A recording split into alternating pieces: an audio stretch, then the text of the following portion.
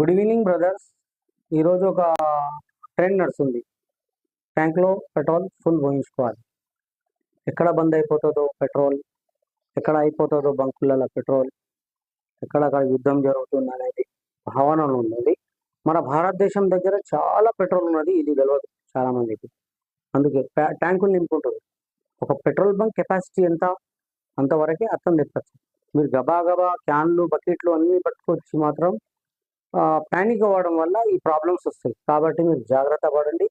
ఇలాంటి ఫేక్ న్యూస్లు చూసి మీరు కంగారు పడి ప్యానిక్ అయిపోయి డబ్బాలు క్యాన్లు అన్నీ పట్టుకొచ్చి మీరు పెట్రోల్ తీసుకుపోతారు కదా, ఇది ప్రాబ్లం. అది ఎమర్జెన్సీ ఉన్న వ్యక్తికి పెట్రోల్ దొరకదు. కాబట్టి మీరు జాగ్రత్త పడండి, ధైర్యంగా ఉండండి.